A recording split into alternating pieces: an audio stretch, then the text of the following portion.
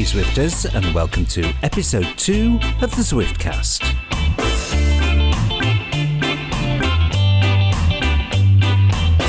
Thanks so much for all the kind comments on episode 1. I really appreciated them. And the debut Zwiftcast clocked up around 2,000 plays, which was pretty gratifying. But enough of that, what have we got coming up in this episode?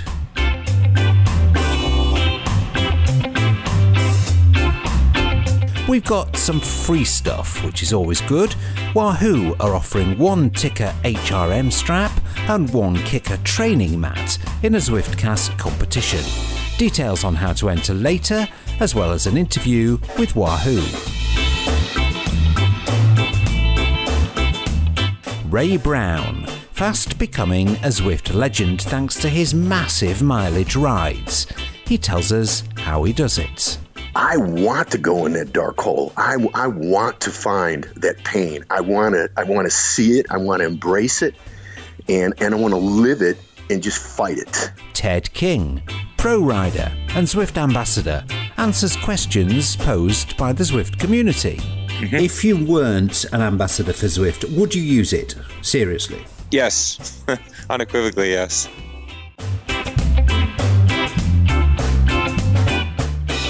And we're checking in with the Zwifter who's partway through a popular workout program, the 12-week FTP Builder. How's he doing? Plus, a fascinating 3-way chat with a racing Zwifter and his coach. The racer grabbed a win recently with the help of his coach in real time, who just happened to be hundreds of miles away. Kind of like a virtual director sportif. So I came up with this concept of coaching people virtually, and we tried it, and I think it was very successful.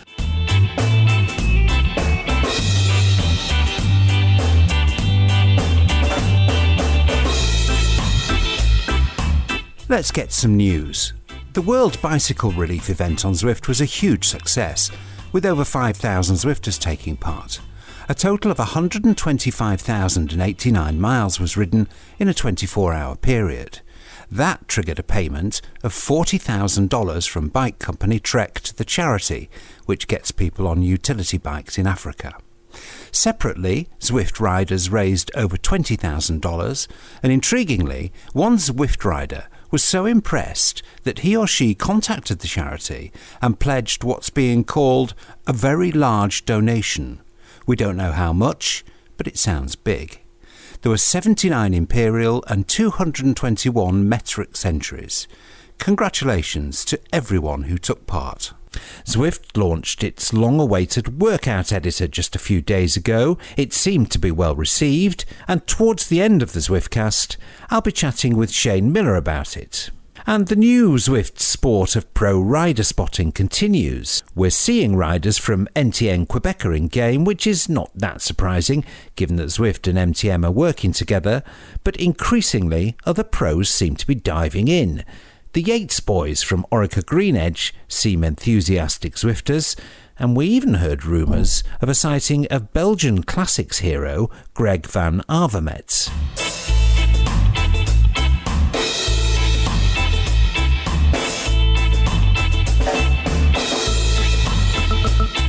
Let's have our regular review of some of the more interesting stuff that's cropped up on the Facebook groups over the past couple of weeks.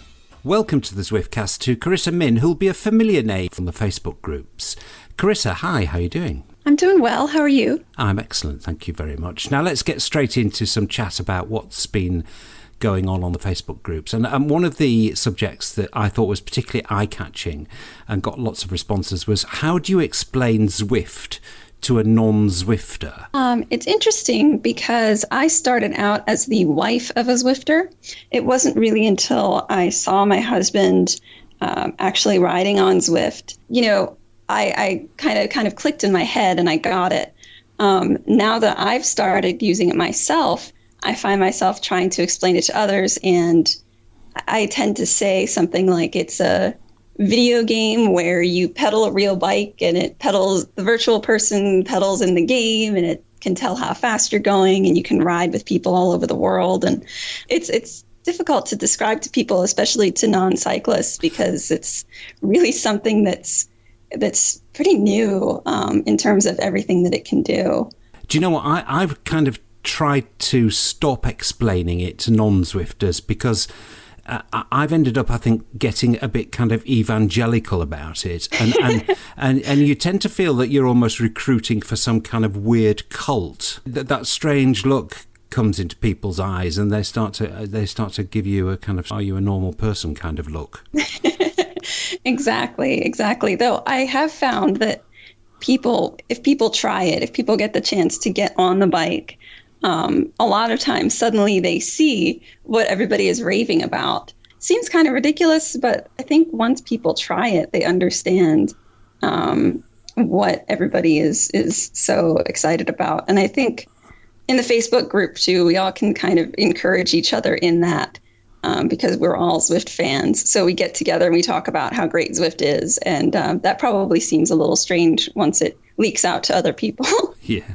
Now, another thing that I took particular interest, given my my advanced years, is that there was yet another Facebook group sprang up, a Zwift-related Facebook group sprang up this week, which was an over 50s group, and it kind of rocketed to like 120 or 150 members in like minutes, and it got me thinking. I wonder what the average age of Zwifters is. Now, that was something that surprised me because I figured the intersection of people who would be out on the road cycling a lot and people who would be interested in online gaming, it would be a younger crowd. But I am noticing that there do seem to be a lot of people who are older, who are coming in with their, adult children and Zwifting together.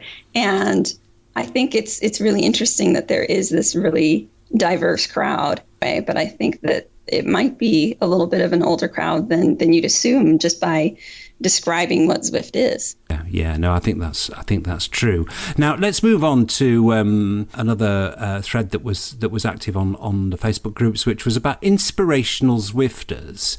I'm just going to mention one guy because I'm familiar with what he did, and that's a guy called Tam Burns, who's an ex-serviceman in Scotland, and Tam devoted probably hundreds of hours to organising the international event, where I think there were something like 30 or 40 countries and 280 riders, I think. And given that this event management thing is not really supported by Zwift at the moment, he put so much time into doing that, and it was really great to see him recognised by this thread, which kind of seeks to just give a bit of kudos to Inspirational Zwifters. You've got a couple of others. Yes, the thread also mentioned Julian Washington. She was actually one of the first people that I heard of before I even joined Zwift. She's Army veteran. She's a cancer survivor. I've lost track of how many centuries she's done at this point. I don't know if she even knows. And she's really stepped up and been a leader in the community and been a real encouraging, welcoming sort of presence. And I think that's important to help people feel included. So I think that she's inspirational for what she's done to not only encourage people with her words, but basically to get out there and show people, yes, you can do this too, It's great to see her recognised. And then Scotty Weiss, who I know a little bit from racing. Well, I say I know him. He's usually an awful long way ahead of me. But he's another guy who probably from athletic achievements has been inspirational. Yeah, I think there are a few people on Zwift who are constantly seem to be pushing their own limits and challenging other people and, to achieve maybe something they couldn't think they could do. Apparently, he was the first to do an Imperial Century ride on Zwift. He recently broke a real-life Everesting record, and I think that a lot of people are sort of challenging themselves when he's on course to see if they can match him, and I think that would be inspirational. It's inspirational to me, even though I know I'm not going to ever be at that level. I think it's good that this kind of recognition is extended to these Inspirational Zwifters, don't you? I do. Elise Burchett. I'm not sure if I'm pronouncing that correctly, but she has been battling some health issues. When she first joined Zwift, she wasn't sure she could even ride a lap of Watopia. It was very difficult for her. Recently, she completed a 25-kilometer ride and is looking to keep increasing that. And she's gotten stronger and gotten more confident. And I think is an inspiration for a lot of people who aren't Scotty Weiss and who, are at a completely different level of ability, who are battling health issues of their own.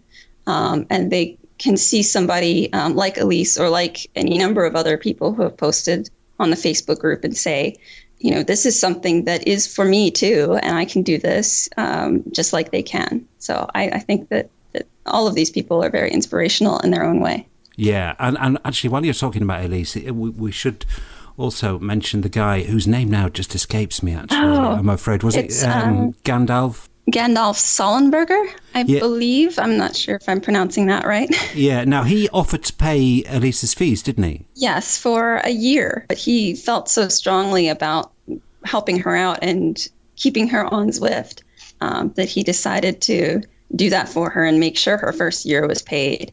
And that is definitely worth recognition. And I hope that there's going to be avenues for people to do that in the future, because you don't want the price to be the reason that people can't enjoy Zwift.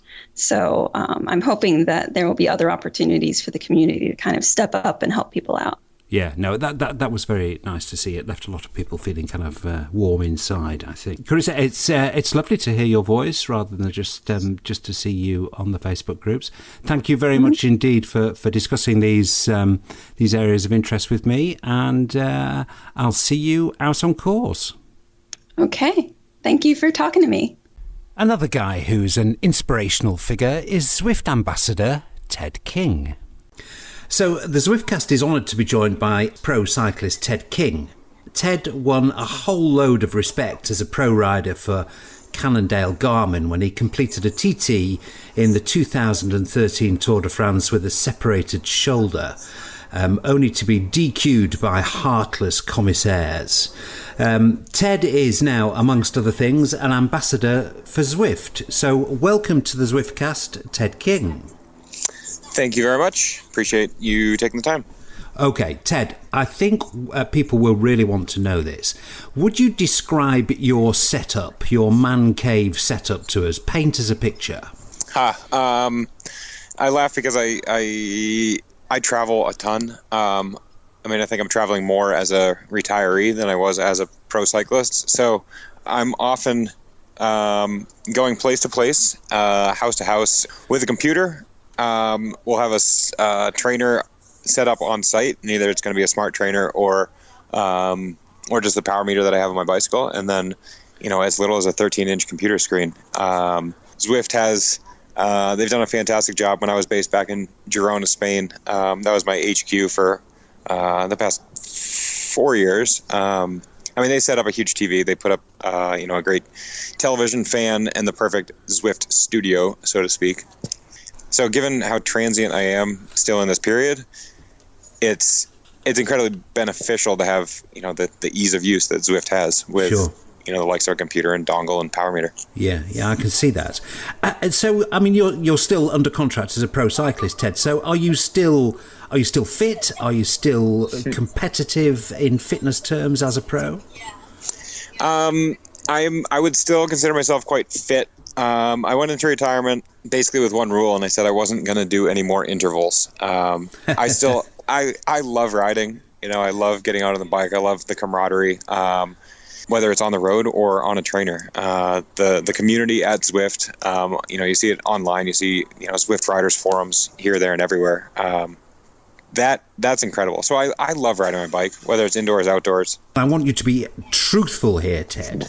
Mm-hmm. If you weren't an ambassador for Zwift, would you use it? Seriously? Yes. Unequivocally, yes. I only work as an ambassador for products that I truly believe in. And so then, it puts me in a funny spot to be like, I have to throw an asterisk into every conversation to say, look, regardless of being an ambassador for this product, I love this product. And I recognize that's what it means to be an ambassador. But yeah, So to answer the question, no, I absolutely would use Zwift.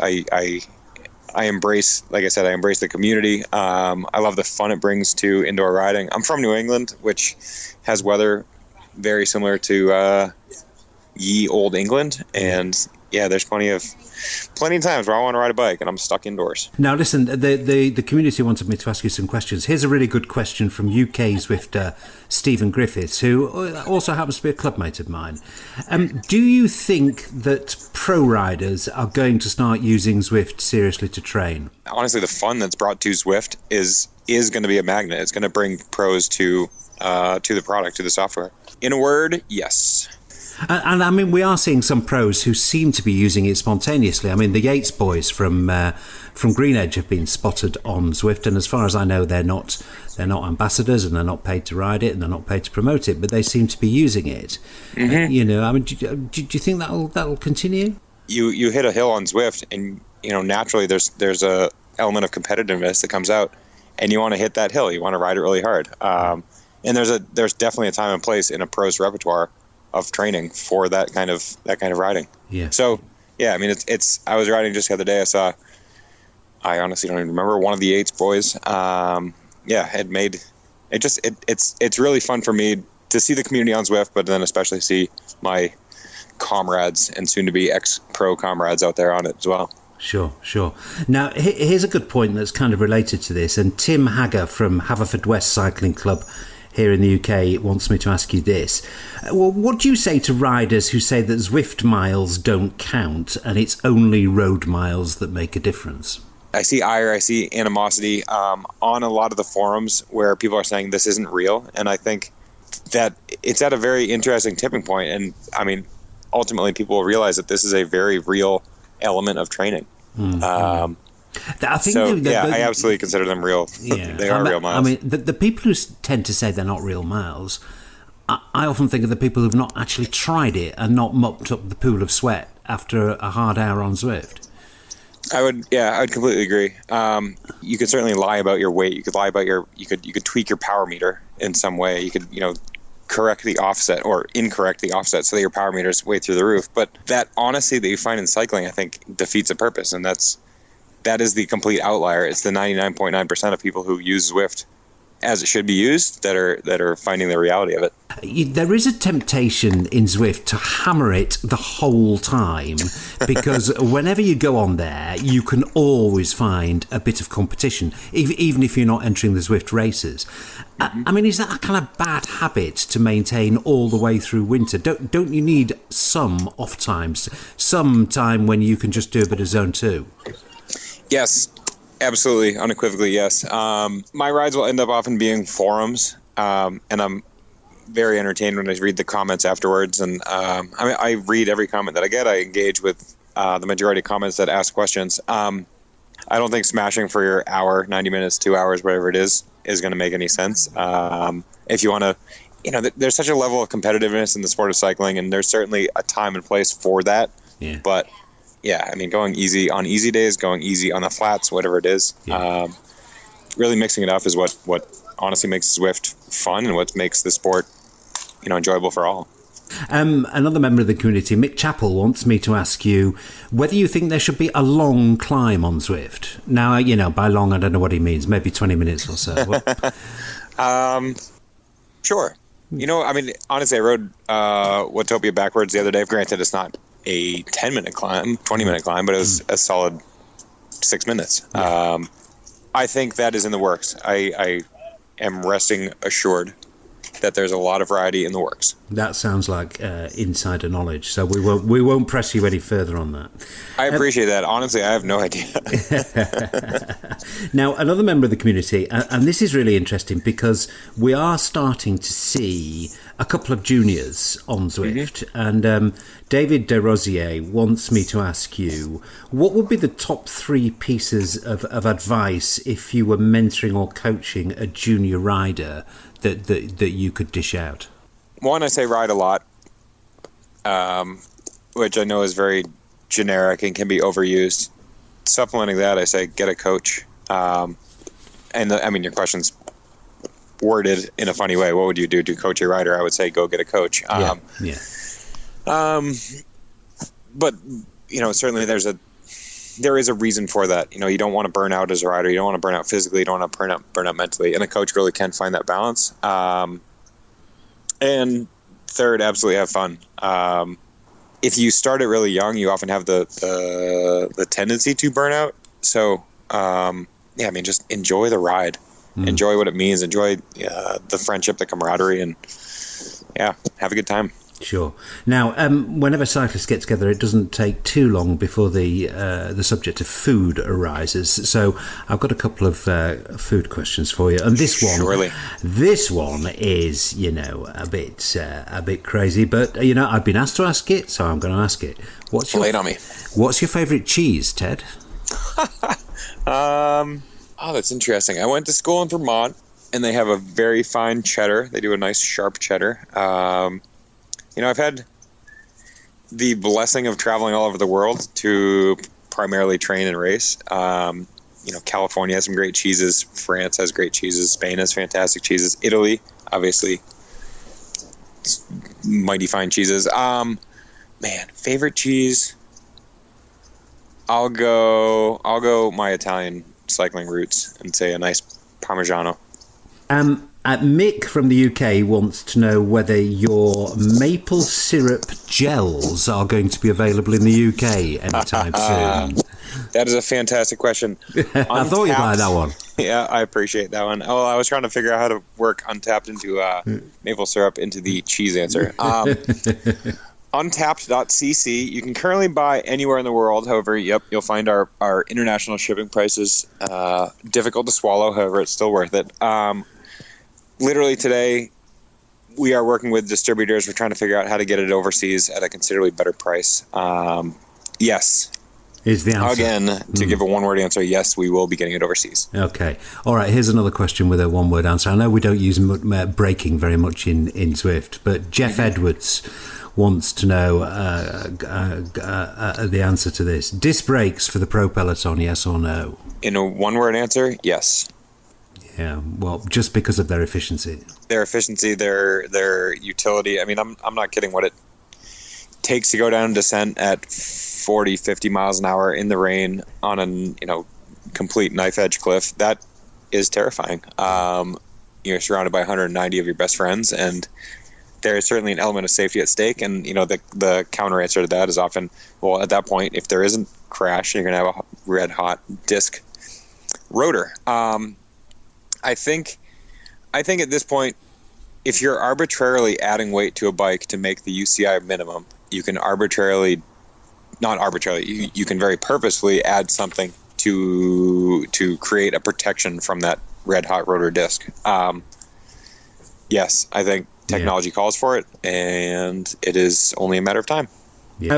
Listen, it's been great talking to you, and I'm just going to ask you one final question, and I've kept the kind of controversial one for the last. Oh boy. Given your stake in areas of disqualification, and there was an awful lot of sympathy and support for you over that terrible decision in 2013. But given your background there, do you think that people who cheat in Zwift, and I'm talking about people who cheat deliberately, and they are very few in number, but they do exist, who cheat deliberately in Zwift races, do you think they should be disqualified? Man, that is a tough question. Yeah, I think there should be some sort of repercussions, whether it's a brief suspension, whether it is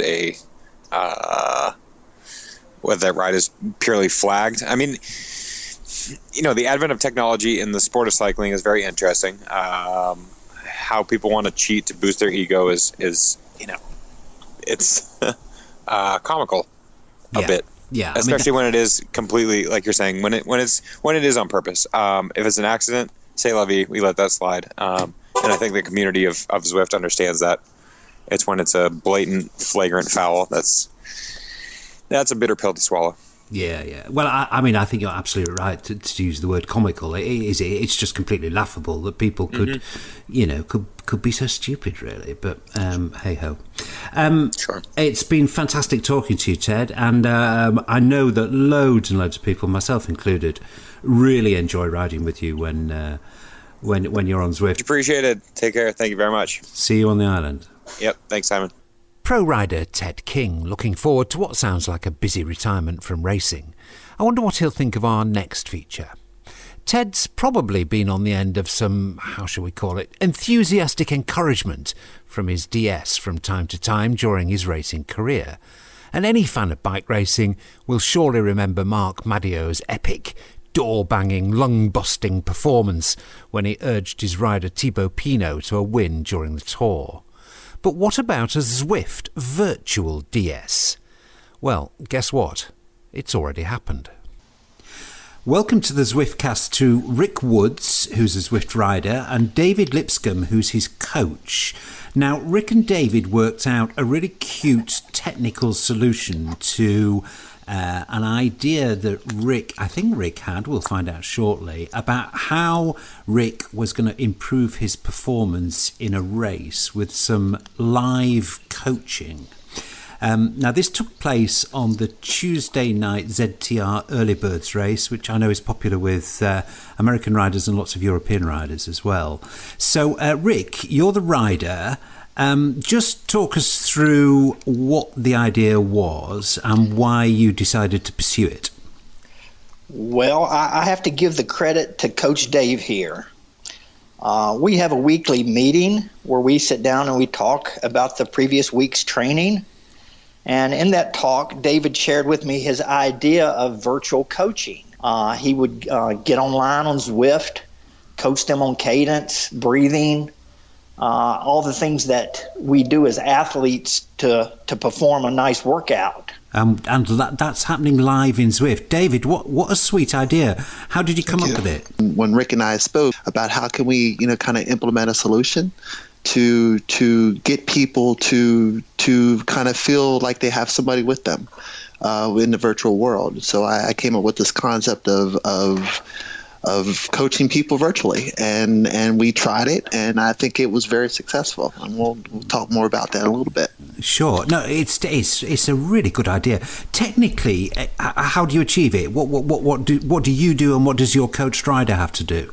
It was either I could text him as he was riding, but one of the things I think was very difficult to see as the rider is in, kind of full swing is to actually see the text that comes through either their phone or live stream. Yeah. So what we did was really unique. I said, I'm going to call you. I'm going to call you on the phone. Just make sure you have your earbuds in, and I'm going to talk you through your race. I'm going to tell you the things that are actually happening around you.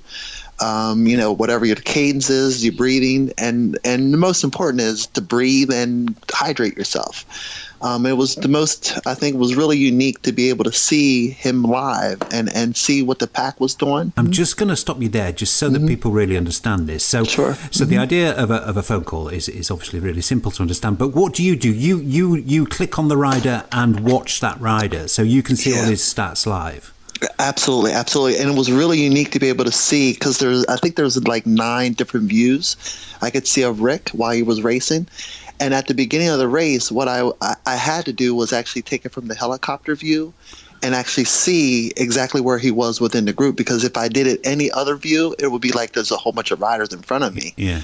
So I could see from a top view where he was, and I should share with him, like, okay, Rick, you need to be here, you need to be there. So when the selection was being made, then I clicked to his view so I could see where he was at and whoever was in front of him or in back of him. Mm-hmm. God, technology is a wonderful thing, isn't it? Oh, it's beautiful. It is. Yes. So, Rick, this tactic of virtual coaching was deployed by you, as I say, in the Tuesday night race. How did it work for you? Was it incredibly motivational? Did it give you lots of tactical insight? I was very nervous, thinking that I was going to have my coach looking over my shoulder, watching everything I was doing. But once we got on the phone and started discussing, he even seen my heart rates were a little bit high. He was calm. He was telling me to take deep breaths. He was telling me a lot of things to do. Give me a couple of examples of where you thought you got a real advantage from this really clever tactic. When we first got to Libby, this was on the Richmond course, and usually the attacks are on Libby Hill. So when we got to Libby Hill, sometimes the screen where you see all the riders, a rider can get away from you and you not even know it because he's not even in the screen. Yeah. So David was relaying to me hey, there's a guy off the front. He's got 11 seconds on you, pick up your tempo. He was sharing those things with me, so I sort of, got an advantage there of being able to keep up with all the riders. Whereas if I didn't have him there, I would not be able to keep up as well. Yeah, it's like like a second set of eyes. I mean, it's like having a team car with you in a way. Exactly. So, and then the motivating factor. You're on you're working your threshold or even VO2 max there, and it's a lot of times it's hard to think clearly. But with him talking as I'm working and sharing these things with me was just huge. I can't say enough about it. I think it just caused you to dig deeper and bring things out of your body that you would normally not be able to do if you didn't have someone talking to you. Yeah, I think that's undoubtedly true. Yes. What impact do you feel it had on your performance in the race? Did you do better than you think you would have done if you didn't have the coach in your ear? Positively, we were able to win the race, which I have not ever done before. Another thing, someone. So you won it. You won your category. Yes, I did. I won the A category. You won the A ride. Wow. Yes. That is some going. One of the things that I share with others that not only was he motivating me to a higher level, but several times during the race when the pace dropped and I got my heart rates back down into a comfortable zone, I was feeling sort of frisky. And at that point, I was sort of trying to go to the front and maybe make these guys work a little harder. But Coach David, I guess working with me, he knows my heart zones and things, and he talked me through it. He said, Rick, don't do that. Slide back a little bit. Sit in here. Get all the recovery you can. You got Libby Hill coming up. So several times during the race, he talked me into recovery. And I think that's very important too for a coach to be able to do that for you. Yeah. So, and that happened 3 or 4 times. I know he got me extra recovery. If he wasn't there, I would not have had. Yeah, I can see how that would work because, yes. I mean, I race on Zwift and the temptation when you're not quite sure what's going on is just to keep the pressure up continuously, which obviously costs you a lot of energy. It does. Right. That's right. One of the things Simon I shared with Rick was, Rick, don't be a hero here. It's not time to be a hero here. And one of the unique things that I did was a couple of the riders that were in the breakaway with him, I clicked on all of their stats and I'm like, okay, this guy is pushing bigger gears. He's going to get ready to attack. Rick, you need to be ready. And within seconds, it happened. Seconds, it happened. So it did. Wow. Yes. I have to say, I'm rather lost in admiration for this tactic. I think it's absolute genius.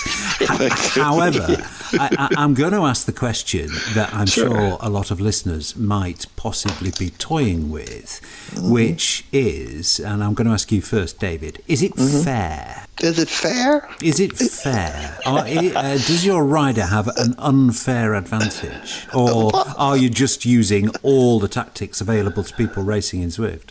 That too. Yes, it is fair. And the way I see it is this.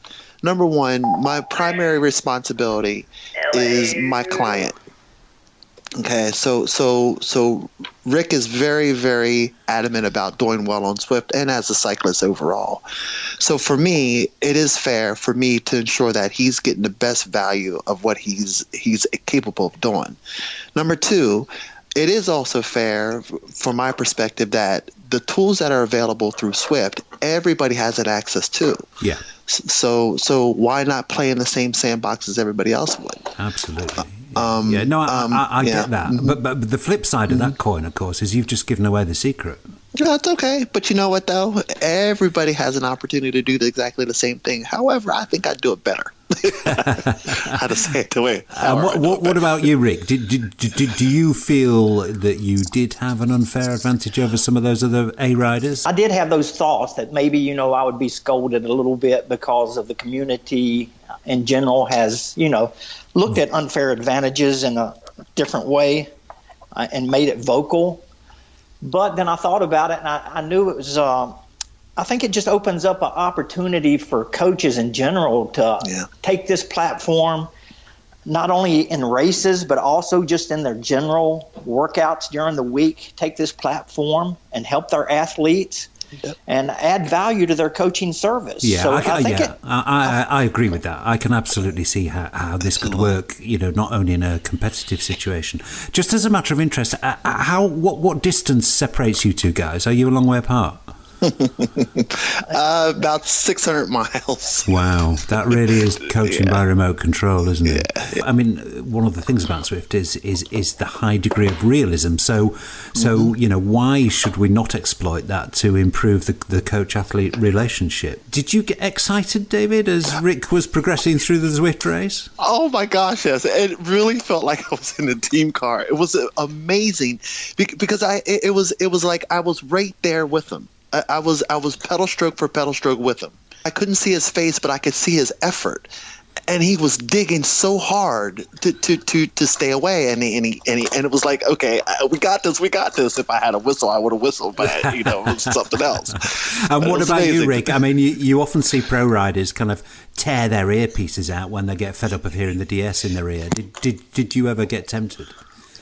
No, I did not get tempted, but David will back me up on this. He did ask me to try to do one move or make a move on the guys one time, and I was at my limit, and I said, he asked me twice to do it, and I said, David, I can't. I said, I'm at the crack point. I can't. So, listen, are you two guys going to do this again? Certainly. If David will help me, I will. Absolutely. Yes. Well, brilliant. I just think it's such a clever idea, and it's been really entertaining to talk to you both about it. David, I shouldn't let you go without giving you an opportunity to say the name of your coaching company. Who are you? CIS Training System Cycling Program based out of New York City. I'll just finish by saying to the rest of the riders in the ZTR races, don't watch out for Rick, watch out for Rick and David. Yeah, that's true. That's right.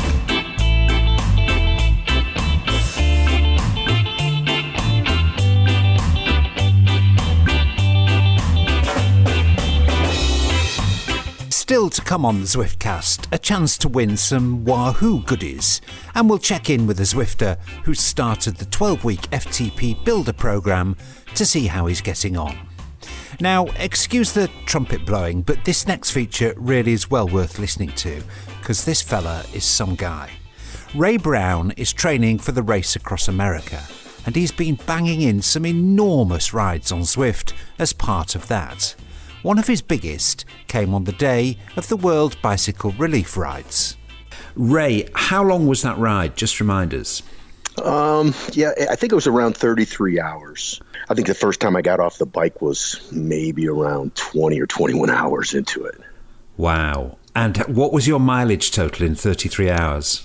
I think around 536. 530 miles is just an enormous ride on an indoor trainer. I mean, we know you're doing this for a reason, and we'll get into that shortly. But, I mean, you've clocked up some other huge rides, haven't you? Give us another couple of examples of long stints you've done.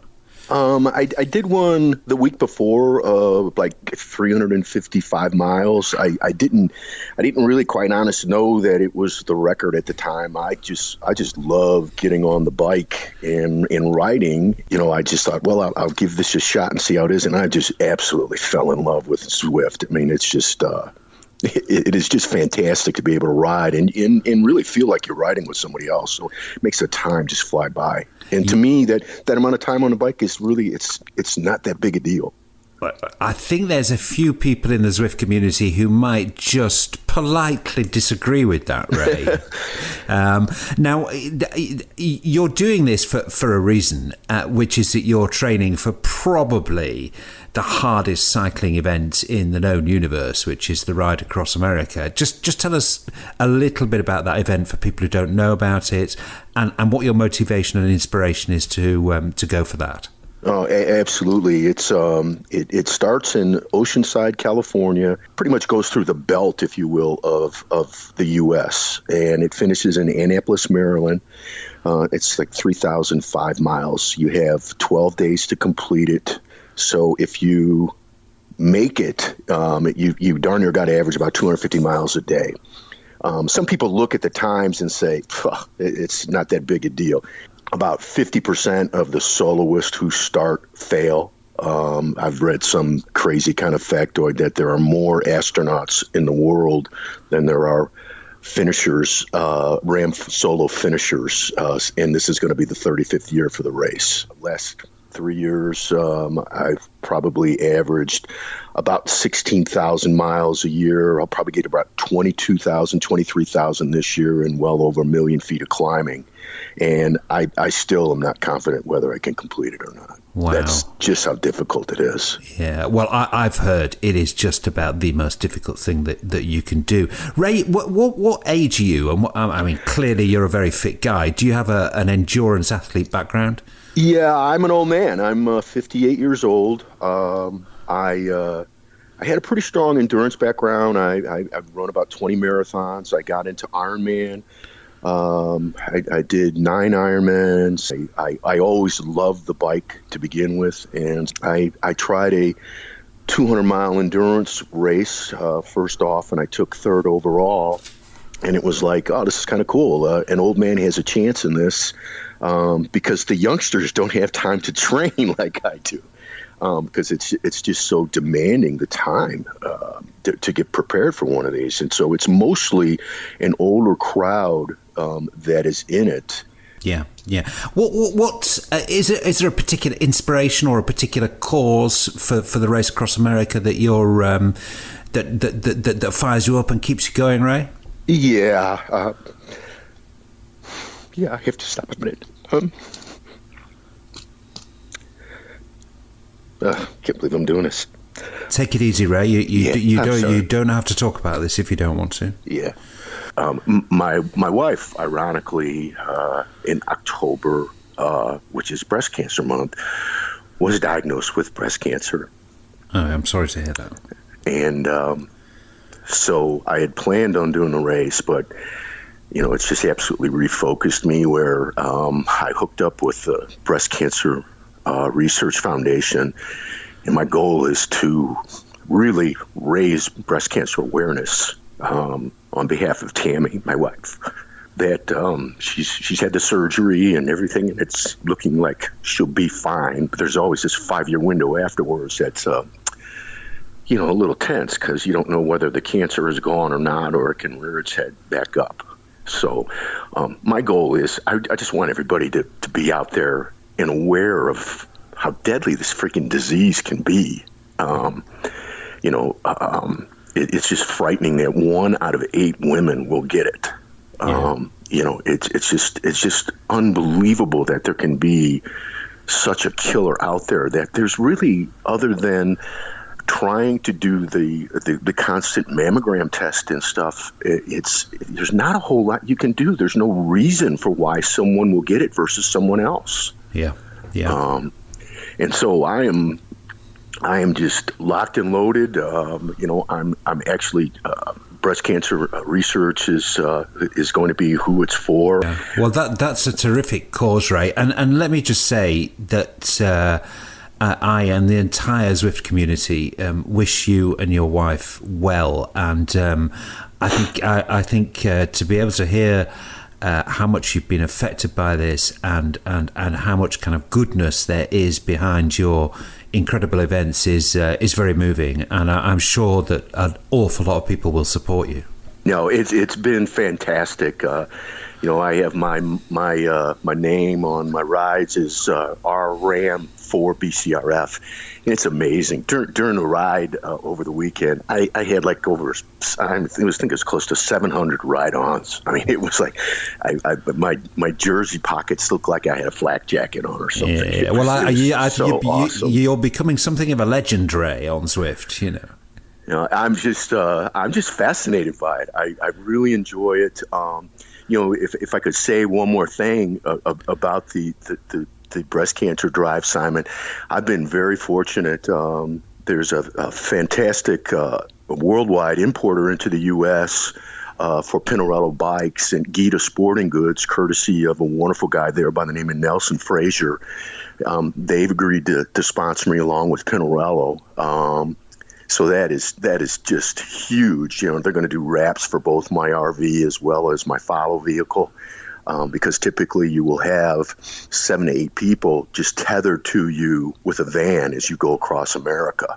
And so it's really awesome for some of these people that I've been close with, but to just go to them and say, would you please help me with this? Everybody has just been like, we'll do whatever we have to do, Ray. We'd love to be involved with it. It's so cool. I'm sure that as you do your training rides on Zwift, people will support you even more, having heard your story. But just getting back to these really long rides on Zwift, talking to you, Ray, it almost makes my next question redundant, which was kind of how do you get through them? And I think, it's fairly obvious where the inspiration to complete these enormous indoor training rides comes from. But just on a physical level, how do you keep your focus for that length of time?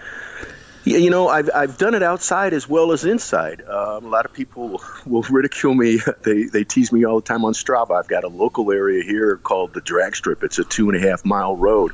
I've done 250 miles on it. So it's 2.5 out, 2.5 back in. And, I've done countless centuries on it, and I probably rode 250 on it 3 or 4 times. If you look at what's in front of you in total, it appears daunting. But if you just nibble at it and say, okay, how do I want to ride, say, the first 15% of this? I want to go at a very easy, almost a recovery type pace, and then start to kick it in to where I'm getting at that base level that I'd like to hold for the entire ride. I'm a data junkie, so I am constantly looking at power numbers, heart rate numbers. The big thing for any of this ultra stuff is fueling. So I'm constantly tracking about 450 calories an hour. The whole race over the weekend, I sat there with an Excel spreadsheet right next to my bike, constantly doing every one of the laps, like all 94 laps. I was loading in all this data. And what were you eating, Ray? What form did the calories take? I typically will. There's a maltodextrin mix that's available here in the U.S. I'm not sure if it's in Europe, but it's called Carbo Pro. And it's just pure maltodextrin, much like you do for brewer's yeast or for making beer. But I put about 300 calories of that in a mix with Gatorade. So I get about 450 calories out of that. And then I drink about probably 24 ounces of water an hour. And then as the rides go along, you start to just overdose on the Gatorade and maltodextrin. And so I'll try to eat like maybe turkey wraps. I'm infamous for eating McDonald's cheeseburgers while I'm doing the ride. It's like your body cannot consume fast enough the calories that you're expending. I use these rides, although they're on a trainer and on Zwift, I use them no different. I absolutely simulate what I would do in a race or outside. Sure. I mean, it makes a nonsense of these people who say that indoor riding is not real riding. Everyone's entitled to their opinion, of course, but you look at an Ironman world champion in Andy Potts. He does 90% of his riding on a trainer. Yeah. Because of time with his family commitments and everything else, he doesn't have time to go outside. For me, it's like I get such a better, more effective workout on the trainer from any kind of strength building standpoint. You can't beat it because it's a controlled environment. Everything's the same. You don't have to worry about if you're doing an FTP interval. You don't have to worry about hitting a stoplight. You don't have to worry about it being windy, so it's in your favor that day. Everything each day is consistent. It's a perfect lab setup to tell if you're really improving or not. Now, Ray, I mean, you sound to me as though you're a pretty fit guy, but you talk about improvements. I mean, are you really looking for improvements in fitness, or are you just looking to get used to that kind of relentless day after day crazy mileage? I just absolutely fail to. I just deny myself that age is a limiter. You got to toss in the towel because of your age. I've done things that I'm doing now that I never did when I was in my 30s. And I'm hands down, I'm blessed because I'm retired, so I can pound the time into this where maybe I couldn't, or others aren't as fortunate. And let me tell you, I wake up every day thanking God that I have the time to do it. But no, I want to get better. My first goal would be overall to do RAM and successfully complete it. But icing on the cake would be to do it fast. Do you know what, Ray? I'm not feeling that you're going to fail on the race across America. I think it's more a question of where you're going to place. What I've been doing is just pushing myself further and further to see where that breaking point is, so I can find it and then, try to achieve success over that and not fear it. The wonderful thing about all these training rides that Zwift provides is, this sounds really sick, but I want to go in that dark hole. I want to find that pain. I want to see it. I want to embrace it, and I want to live it and just fight it. And so the sooner I can go into that, it's almost like bring it on, because I'm going to get through you, and then I'll be okay. And that's normally what happens through these. You go into these just absolute ditches and funks, and it's so easy for your mind to win out and say, quit. And the other side is saying, come on, just deal with it. And that's how I try to be. I won't let it defeat me. And you've got to be, I think you've got to be more strong mentally than you do physically to complete one of these. Ray, what would be your longest planned ride on Zwift, which I'm sure people will want to look out for? Well, I've been saving this, Simon, but since you were so awesome to ask me to talk to you, which I'm so appreciative of, I want to do a virtual RAM. What my goal is probably right after the first of the year, maybe kicking it off on New Year's Day. I want to do 3,000 miles in 12 days. Wow. God, that would be some event, Ray. Yeah. You would have people tuning in to watch you do that on Zwift. Yeah, that's I'd love for them to come ride with me, although that's not legal during the race. But just to have a part of the Zwift community be with me. It would be awesome to have the 12 days is a long time. I know, man, people will get bored with it, but it would be awesome. My goal would be to do like 250 miles every day for the 12 days, or if I'm feeling better, try and compress it.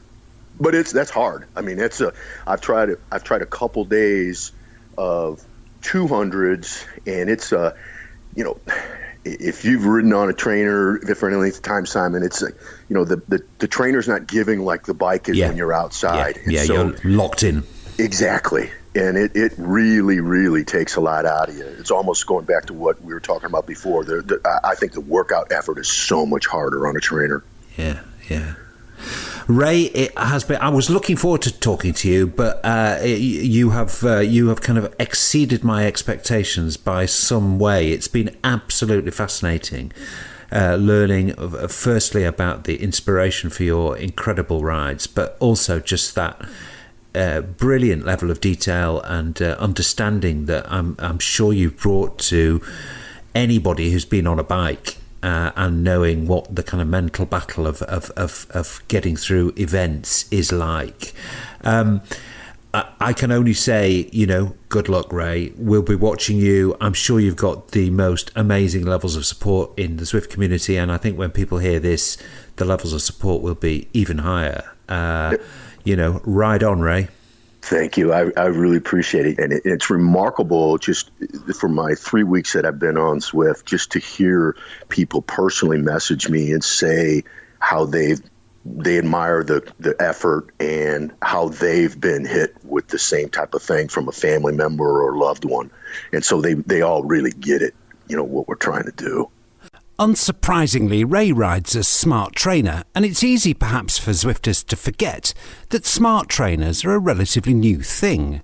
Wahoo's Kicker revolutionised the whole area of indoor training, so I thought it might be good to get Wahoo on the line and see if the Zwiftcast could tease out any interesting developments they may have in the pipeline.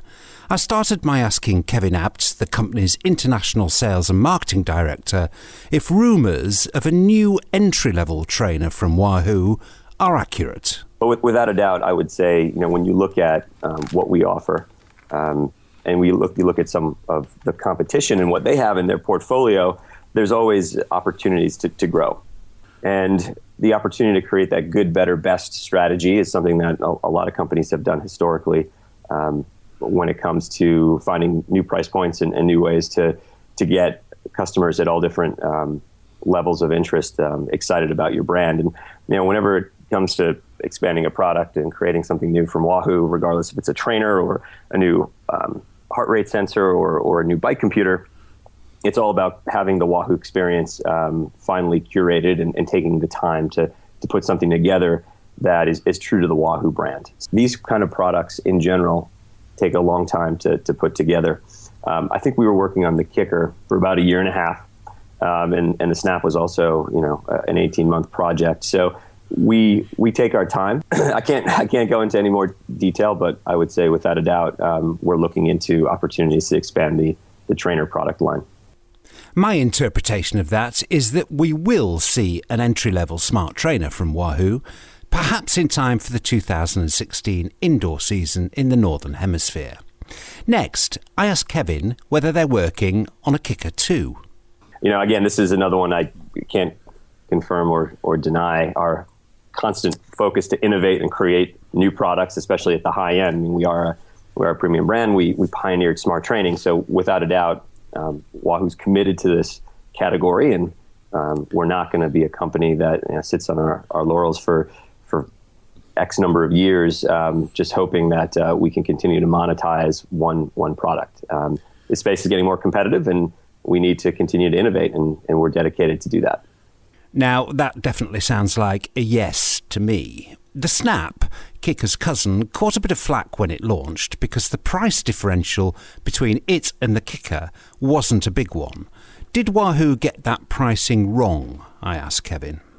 So I'm glad you brought that up, and we've responded, I think, quite well. So it was about a week ago that we made a global price adjustment on the Snap to create more separation between the Kicker and the Snap. So the Snap is now priced at $699 US dollar, €699 euro, and $499 UK pound. So we made that appropriate adjustment. That does create more separation, as you said, between the Kicker at the high end and the Snap, which is our, we'll call it that, our mid-range smart trainer. And the feedback's been extremely positive, and we're happy to make quick decisions that make sense, not just for our brand, but also for our customers. I'm planning to dig much deeper on this next subject in the next episode of the Zwiftcast, but I wanted to ask Wahoo how they reacted to what some are calling a Kicker killer. The Neo, the new, very high-end and very high-priced smart trainer from Tacx. Has the Kicker finally got a really serious competitor? Well, we love a challenge, and Tacx is a world-class company. And when they came out with the Neo, that was it was a smart move, obviously, on their part. But that's also exciting for us because, we, as I mentioned before, with us pioneering smart trainers, it's good to see other folks coming to the table with ideas and seeing what their approach is to creating high-end, smart, direct drive trainers. From what we're seeing, the Kicker is still the top-selling high-end indoor bike trainer in the world by far. We've spent the last 2 years fine-tuning our production process. So I think some companies, when they launch new products, will have issues with keeping the product in stock, or they'll have quality issues on the first couple production runs. We've been cranking this out for the last 2 solid years, and we've had plenty of stock, and we've had no delays. So it's all about getting that product into the customer's hands, which we've been able to do. We feel that we're still in a very good spot, and we welcome the competition. It's good for the market. I'm hoping to do a head-to-head comparison between the Kicker and the Neo in the next episode of the Zwiftcast, including an all-important look at their respective sound levels and build quality. Now, I couldn't let Kevin go without getting him to explain erg mode. Lots of people, especially those new to Zwift, struggle a little to understand exactly what is erg mode and why it's useful. So I asked Kevin to give us a clear explanation. Yeah, let me give this one a shot. It's a good question. So erg mode allows you to set your desired power and watch as the kicker will adjust the resistance to keep you, as we say, keep you honest during your training. So what I mean by that is, let's say you want to train at 300 watts. You can dial that in, and if your cadence drops, the kicker will increase the resistance to maintain that constant power output, regardless of your speed. So therefore, this is we view this as the ultimate way of training with power. You figure out what you want to hit, and our smart trainer will automatically adjust the resistance to make sure that you are always at that specific power output.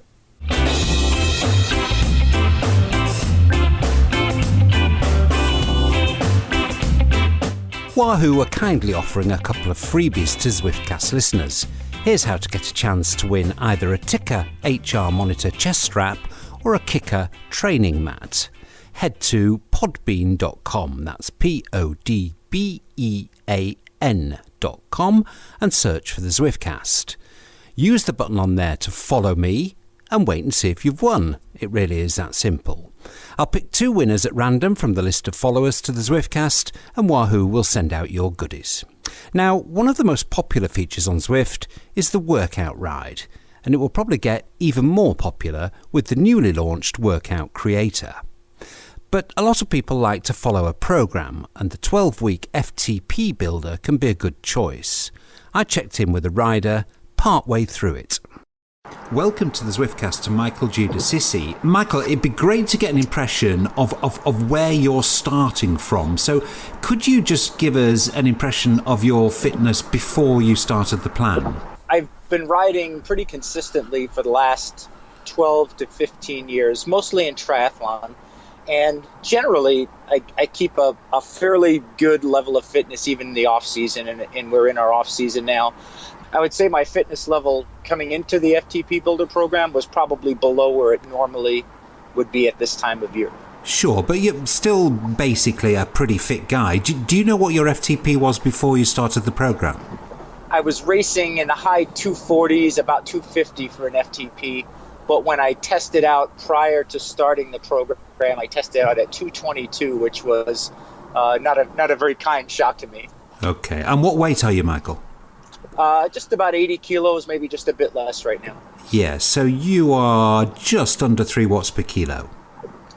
That's where I started, yes. Yeah, that was that initial test. Okay, well that's a very good impression, I think, for people to understand where you were when you began. How many weeks in are you? Well, I've completed 3 weeks of the Builder program, but technically this would be the end of my 4th week. I have to confess, I've had so much fun meeting other Zwifters and doing some of the open rides that I decided that I would postpone week 4 for a week while I've just been riding almost every day and having fun with a bunch of other people that are on the program. What's your impression of the first 3 weeks? It's been great. It's actually been a little bit lighter workload than I anticipated, and so initially I bumped my threshold to 235 watts, which made it a lot better and put me right in the zone where I was supposed to be. The workouts are fair. That's the best thing I can say.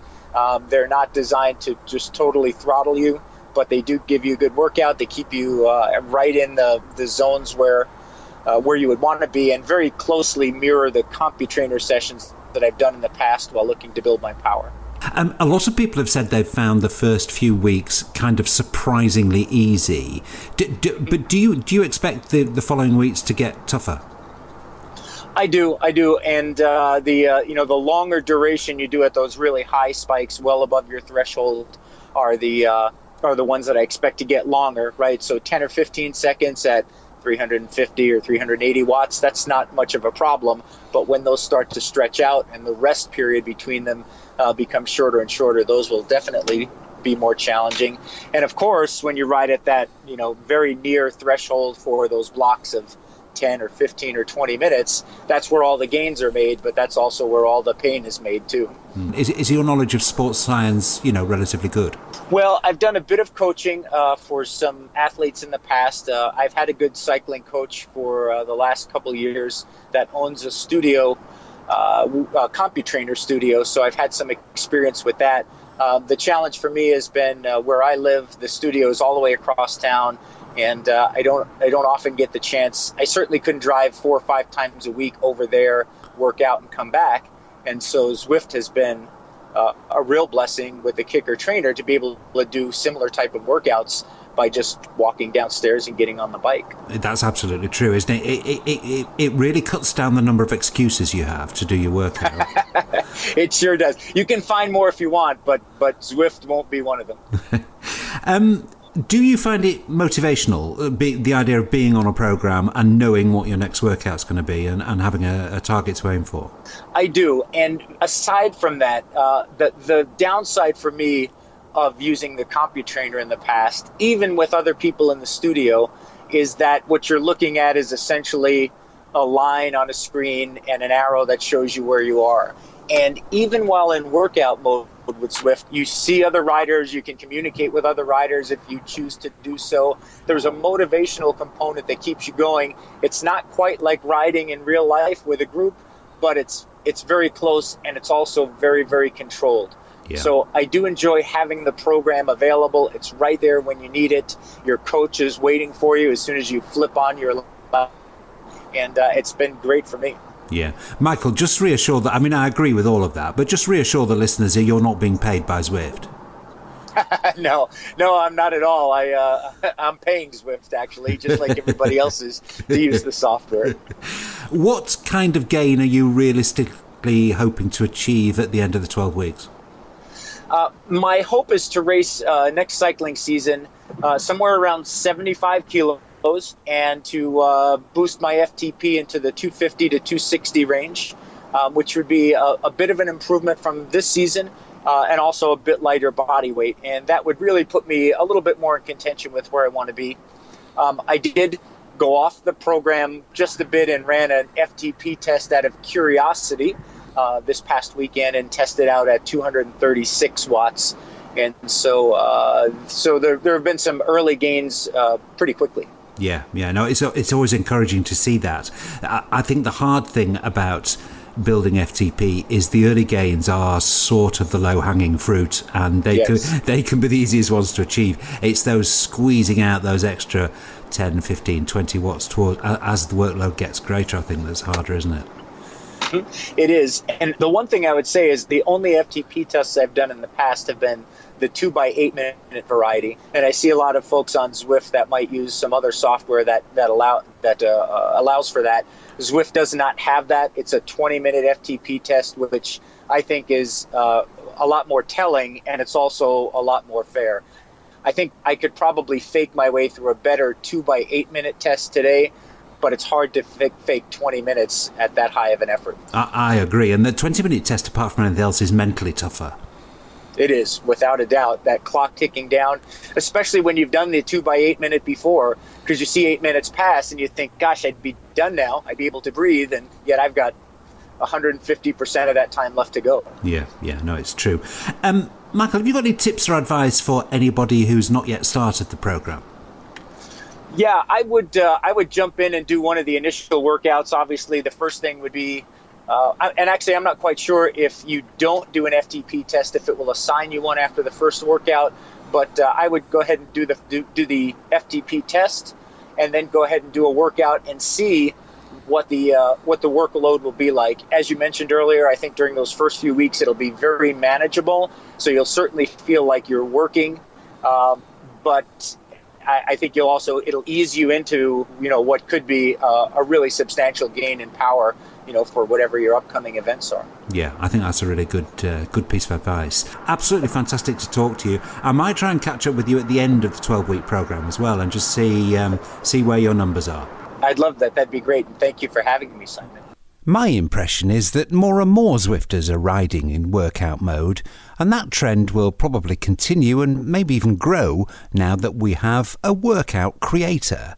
I got a few early impressions of the new tool from Shane Miller. It's a challenging task for them to actually make an editor for something that can be really, really complex. So I thought I'm going to give this a run for its money straight away. I'll put in what I call my bread and butter time trial workouts, which is 5 by 5 minutes, and see how fast I can actually create it. It took me about a minute to create the workout and save. It was that easy. Really, really impressed. This is their first go at it. So it's still, the workout module is still in beta. It has a little word beta up there. But this is their first go at it. 2 thumbs up from me so far. I took it one step further as well. I had a look at the file itself that it creates, and it's a basic text file. So it's not a closed system, it's an open system. You can go in there, and if you want to duplicate or go get really, really creative, you can do it with a text editor. And I'm sure somebody with a lot of time in their hands and a lot of smarts behind them will actually come up with a third-party workout editor in the near future. I'm sure that's going to happen too. Sure. Zwift are going to make it shareable, but it wasn't immediately obvious to me how you share a workout from the get-go. Yeah, look, at the moment, it saves itself into your own computer. So only if you create a workout, you're the only person who has access to that workout. It's, again, behind the scenes, it'll be quite difficult to have an upload service and a verification service to make sure it's an okay workout. It'll be quite difficult to add that in straight away. So it's local to your machine. It saves in Documents Zwift Workouts in that folder, and they'll just be single files there with a .zwo extension, and to share those, you can simply use something like Facebook just to share the file. They're very, very small files. They're text files, or you can email them to your friends, or if you're in a group, just email them out to everyone. You can just drag and drop them from your email client into that directory, and then when you start Zwift, there it is. One final thing, Shane. I was imagining that the boss of Trainer Road probably wasn't enjoying his breakfast too much this morning. Look, I think there is a lot of competition happening. It's between, I guess, Zwift and the Sufferfest and Trainer Road and Kinomap. They're all sort of in the same space. But somebody said to me a couple of weeks ago regarding a different product that a rising tide lifts all ships. So I think if this will introduce more people to workouts, and this will be for some people, it won't be for others, but as long as people are on board, they're on their bikes, training, working out, it's going to be a better thing across the board. So, yeah, I don't see I see competition as a healthy thing as well. It'll keep everyone really honest, and it'd be great to see, I guess, what 2 competing or 3 competing companies can do with each other. At the end of the day, as users of this thing, we get a better product, whichever way we turn. Yeah, we're the ones that benefit, which is great news. Shane, fantastic to talk to you. I've been enjoying your pictures of the wonderful weather in Perth, Australia. Australian summer, we love it. I hope you continue to enjoy riding under those lovely blue skies. Great to talk to you. No worries. Thanks for having me on again, Simon. That's just about it from episode 2 of the Zwiftcast. A quick reminder, if you want to enter the competition to win a Wahoo ticker or a Wahoo training mat, head to podbean.com, that's podbean.com, and follow the Zwiftcast. I'll pick 2 names at random on January the 1st from the list of followers. If you're already a follower, you will be entered. That's it then. Thanks for listening. See you next time.